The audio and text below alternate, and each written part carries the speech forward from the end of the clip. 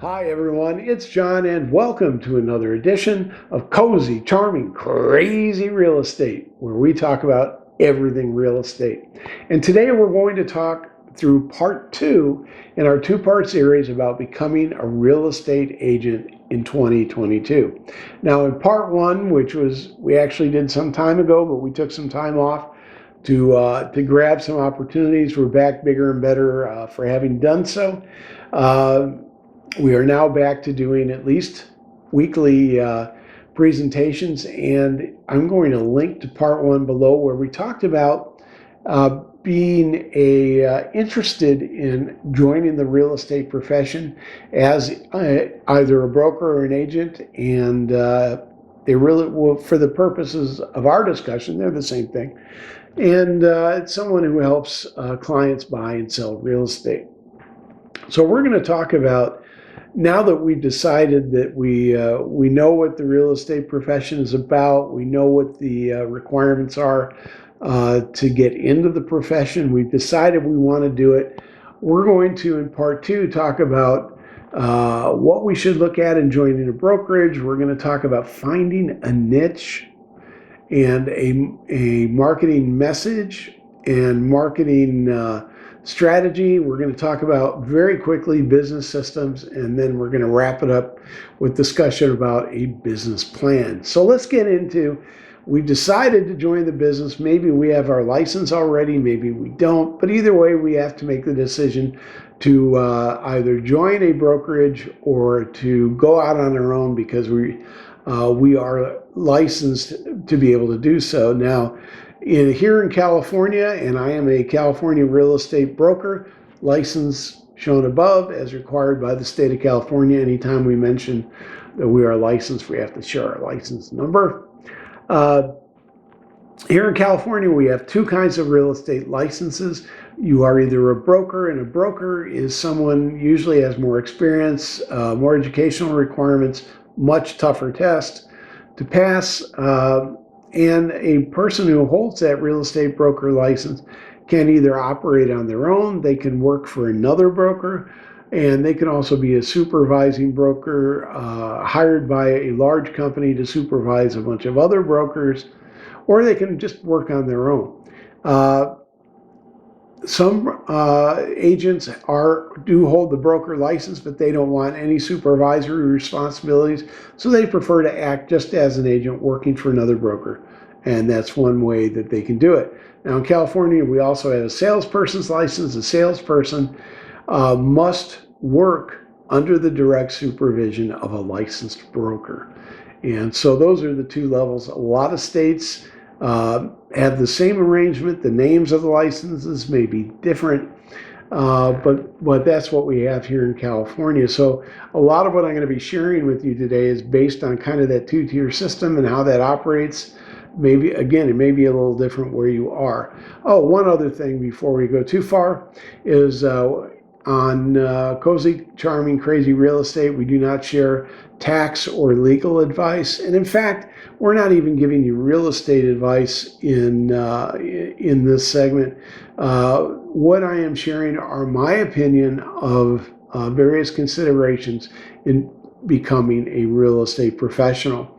So these are opinions. I'm not giving you advice. If you want solid advice, I recommend you contact a person with the experience, maybe the license, whatever, someone who's local to you and qualified to give you advice based upon their knowledge of the local market and how things work where you are, everything from the legal environment to the daily operations. Again, these are just my opinions based on my experience here in California.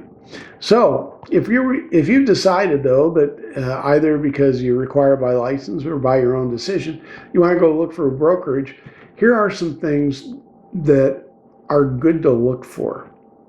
First thing is the reputation of the brokerage. And I recommend you talk to several of them and find out what their reputation is, both as a brand name and as an individual office. When I started, I worked for I won't name the brand, but it was one of the very top well-known brands across the country in real estate, a franchisor. And I worked in a franchise office in a good sized city.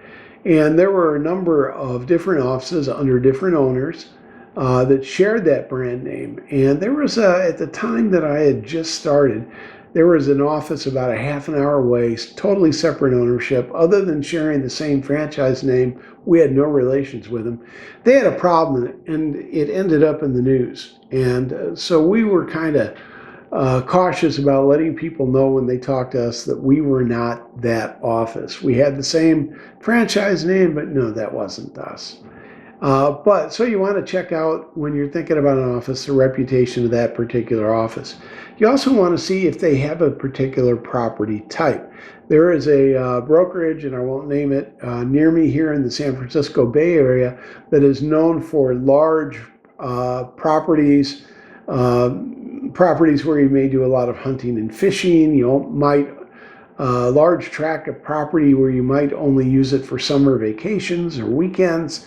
And that is kind of the focus of their business, and they're very good at it. And if you're interested in doing that kind of business, that's a place that you should go talk to. There are also some brokerages that only focus on maybe selling apartments, or they only sell office buildings, or they only sell condos on the beach in a resort area. Each office might have a different focus. And you want to find out if they do have a focus, and if so, what it is, and if that's something that you want to be a part of. You also want to talk to them about their typical compensation packages. You want to talk to them about training and mentoring. Some places will train you for before you take your test. Some of them won't even let you in the door unless you come in with a license, because you've already taken your test, you've passed the background check, and you've received your license. Then they'll talk to you, but they'll put you through a great training program as you get started. In my case, I didn't go through a lot of classroom training, but I did have a formal mentor who met with me regularly, and I had an informal mentor who was someone that initially I knew they were making a lot of money because I saw them doing a lot of transactions. And I found that just by sitting in the office and watching what they did on a daily basis, I learned more than I learned from anybody else about how to be successful doing transactions. So I did get to talk to that person and ask them questions. To my knowledge, they were truthful and honest with me, but they certainly, in my opinion, they helped me a lot. So you want to find out what kind of training and mentoring is available. You also want to find out about whether or not you'll be working as an individual, perhaps with a mentor, or if there are team opportunities available. Now, there are good teams and there are not so good teams, and the good thing to do is find out if there are teams available. Are they good for new members, or do they accept new agents? Some teams, they just when the team sells something, they throw it in a pot. Everybody gets their percentage of it, whether they were the person that brought that deal into the team or not. Some of them, they say, well, we have a team of 8 people, but these 3 people were the only ones that worked on them. So just those 3 people get to split the commission. Of course, the team leader will always get a cut of the commission, and so does the office. But different teams work different ways. You want to ask about those before you sign on the dotted line and join. Once you find out how you're going to work, who you're going to be working with, how you're going to get trained, you want to think about your niche. Now, the place I worked with, there were a lot of different agents. They had a lot of different niches. Luckily, the 2 brokers who owned the place also had a lot of experience in different niches, and they were able to effectively supervise agents working in different niches. But for you as a new agent, you want to think about, well, do I want a niche, and is there business available in that niche? Now, all of us would love to sell $100 million homes, 1 a month, and get large commissions. Are there a lot of listings available for $100 million homes? And how long does it take for those to sell? I've seen homes over $10 million take 2, 3, 4 years to sell. So what you want to find is a niche of properties that you can get your feet wet with that will actually be available to you. Those type of properties are in the area, and you have a chance to get those listings, and they sell. So think about your niche and whether or not it's actually one that's going to be profitable for you, and one that will help you grow your expertise. Now, once you've kind of figured out your niche or specialty, you want to think about your marketing. First thing to do is don't wait for potential clients to form an opinion about you. You tell them what they should be thinking about you. That's the purpose of advertising, is to plant the seed in the prospect's mind about who you are, what your capabilities are, and how great it would be to work with you. And to do that, you want to create what they call in marketing as a unique value proposition. And that is an image and a message that makes you different from all the hundreds of other real estate agents in the area. And you'll see everybody has their headshots. They're wearing suits and dresses and ties and all that kind of stuff. Well, what can you do to look different? And I wouldn't go goofy or egghead, but something that looks like, yeah, that's a guy you can, or gal that can be trusted, looks professional, but is different, is memorable. Think about that when you're thinking about your image and your message. How are you different, and how is that message and image positive? Also think about how that image translates to your advertising. Now, there's a few forms of advertising that are good for when you're starting out. There's a couple not so good. Now, broadcast, which I call TV and radio, costs a little bit, and it's probably not great for you when you're first starting out. It'll eat up a lot of your marketing dollars. Same with print. It depends, again, on your area and the community that you're operating in, but print can also be kind of expensive. Now, internet advertising and social media, I consider kind of two different things, even though there's a lot of crossover. Internet advertising, just pure advertising, I would say are Google ads, Bing ads, anywhere where you can go online and you're just going to place an ad. And there's plenty of places to do that. There's plenty of services that can do that for you. Google is probably one of the most effective and least costly of all of them, but it is still expensive. So I recommend waiting on that for a while. Social media is less expensive. Facebook and, of course, Instagram being one of the most popular platforms right now. If you run an ad on either one of those, you can check a box and they'll run on the other, so that you might have the same ad running on Facebook and on Instagram. You can also run on Twitter. I don't like Twitter very much. I have not had good experience with it as far as running ads. I just don't think it's a really good fit for real estate agents, but check it out and determine whether or not it's something that'll work for you. Do think about basic marketing theory as you're doing that. As far as, you want a positive message. You want to think about your reach and frequency, which are keys to a lot of advertising. Don't run one ad and wonder why the world didn't beat a path to your door.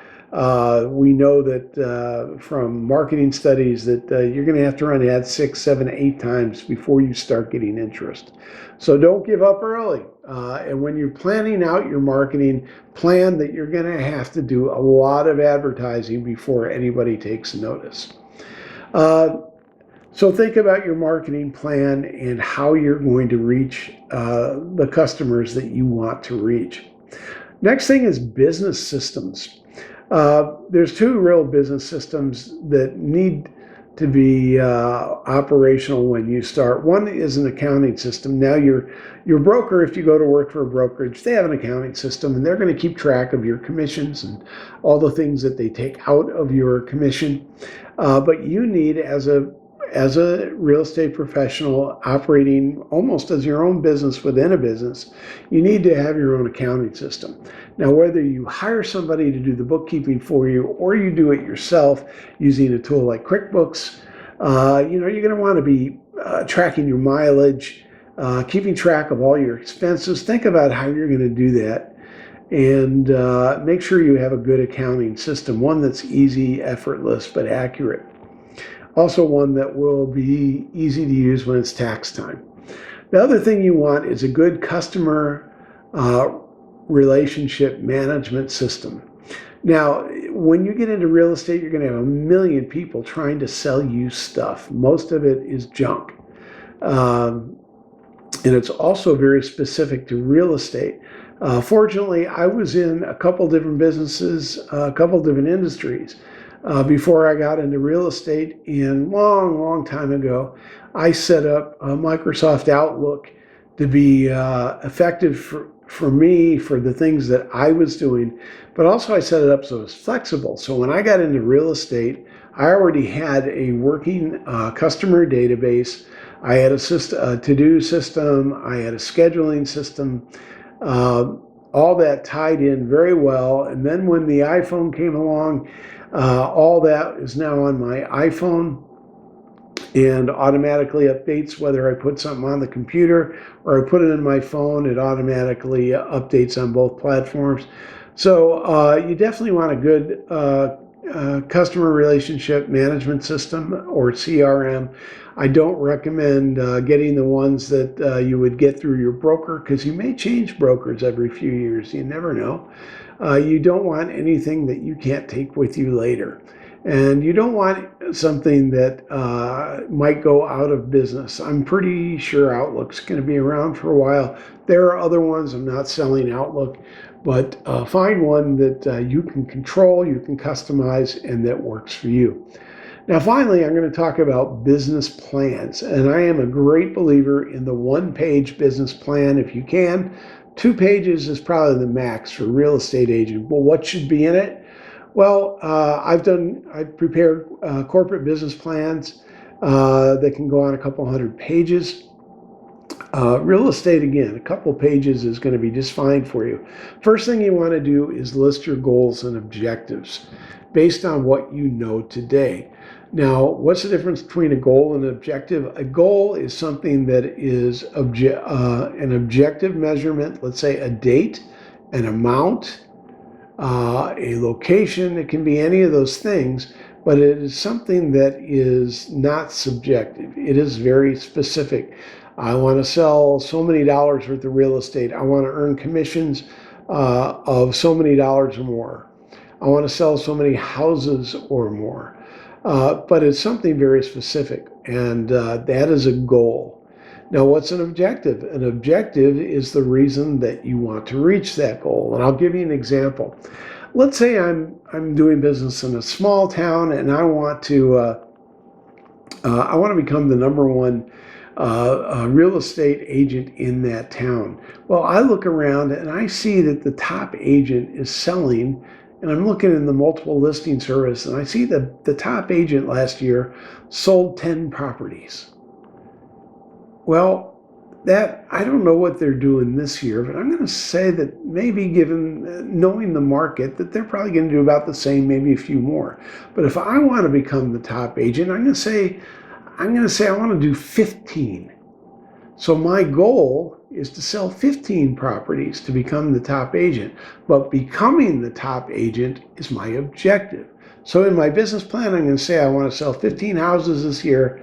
And by doing so, by meeting that goal, I will reach my objective of becoming the #1 agent. Again, making money in itself should not be always just everything to you.